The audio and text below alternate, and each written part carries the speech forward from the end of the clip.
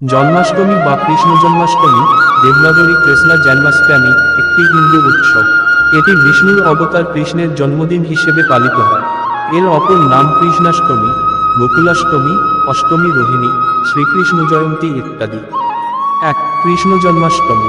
জন্মাষ্টমীতে পূজিত কৃষ্ণের বালগোপাল মূর্তি। অন্য নাম জন্মাষ্টমী পালনকারী সনাতনী ধর্মীয় উদযাপন 2-8 দিন পালন, উপবাস, পূজা, প্রার্থনা। তারিখ ভাদ্র কৃষ্ণ পক্ষ অষ্টমী সম্পর্কিত কৃষ্ণ। হিন্দু পঞ্জিকা মতে সৌর ভাদ্র মাসের কৃষ্ণপক্ষের অষ্টমী তিথিতে যখন রোহিণী নক্ষত্রের প্রাধান্য হয় তখন জন্মাষ্টমী পালিত হয়। উৎসবটি গ্রেগরিয়ান ক্যালেন্ডার অনুসারে প্রতি বছর মধ্য আগস্ট থেকে মধ্য সেপ্টেম্বরের মধ্যে কোনো এক সময়ে পড়ে।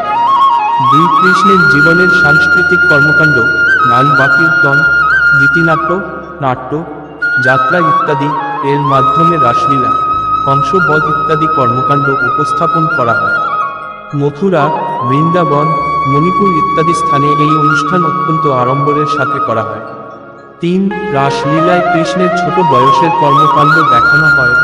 অন্যদিকে দহিহান্ডি প্রথায় কৃষ্ণের দুষ্টু স্বভাব প্রতিফলিত করা হয়, যেখানে কয়েকজন শিশু মিলে উচ্চস্থানে বেঁধে রাখা মাখনের হাঁড়ি ভাঙতে চেষ্টা করে। এই পরম্পরাকে তামিলনাড়ুতে উড়িয়াদি নামে পালন করা হয়। কৃষ্ণের জন্ম হওয়ায় নন্দের সকলকে উপহার বিতরণের কাহিনী উদযাপন করতে কৃষ্ণ জন্মাষ্টমীর পর বহু স্থানে নন্দোৎসব পালন করা হয়। 4 হিন্দু ধর্মাবলম্বী বিশেষত বৈষ্ণবদের কাছে জন্মাষ্টমী একটি গুরুত্বপূর্ণ উৎসব।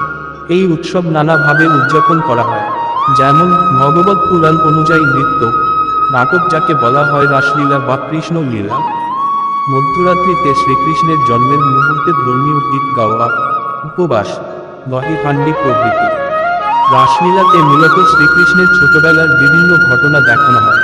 অন্যদিকে দহিহান্ডি প্রথায় অনেক উঁচুতে মাখনের হাঁড়ি রাখা হয় এবং অনেক ছেলে মিলে মানুষের পিরামিড তৈরি করে সেই হাঁড়ি ভাঙার চেষ্টা করে। তামিলনাড়ুতে এ প্রথা উড়িয়াদি নামে পরিচিত। এই দিন মানুষ কৃষ্ণের প্রতি ভালোবাসা ব্যক্ত করার জন্য অভুক্ত থাকে, ধর্মীয় গান গায় এবং উপবাস পালন করে।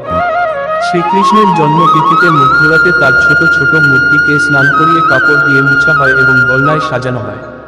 তারপর উপাসক মণ্ডলী নিজেদের মধ্যে খাদ্য ও মিষ্টান্ন বিনিময় করে উপবাস ভঙ্গ করে। গৃহস্থ মহিলারা বাড়ির বিভিন্ন দরজার বাইরে, রান্নাঘরে শ্রীকৃষ্ণের পদচিহ্ন এঁকে দেন, যা শ্রীকৃষ্ণের যাত্রা হিসেবে বিবেচনা করা হয়। জয় শ্রীকৃষ্ণ সংস্কৃত জয় শ্রীকৃষ্ণা একটি সংস্কৃত অভিব্যক্তি যা কৃষ্ণের বিজয়কে নির্দেশ করে। 2 অভিব্যক্তিটি অন্য কোনো ব্যক্তিকে তাদের সাফল্য কামনা করে অভিবাদন জানানোর জন্য বলা হয়। 3 এবং অঞ্জলি মুদ্রা বা মাথা নত করা অভিবাদন হিসেবেও ব্যবহার করা হয়েছে। 4 বিশেষ করে বড়দের অভিবাদন করার সময়। 5-6 হিন্দু দেবতা কৃষ্ণের মূর্তি। জয় শ্রীকৃষ্ণ অভিব্যক্তিটি কৃষ্ণের জন্ম উদযাপনের হিন্দু উৎসব জন্মাষ্টমীর সময় লোকেদের শুভেচ্ছা জানাতে ব্যাপকভাবে ব্যবহৃত অভিব্যক্তি। 7-8 বর্তমান সময়ে জয় শ্রীকৃষ্ণ ভারতে এবং বাইরের বৈষ্ণব সম্প্রদায়, জৈন সম্প্রদায়, গুজরাটি ও রাজস্থানীদের মধ্যে ব্যাপকভাবে ব্যবহৃত হয়।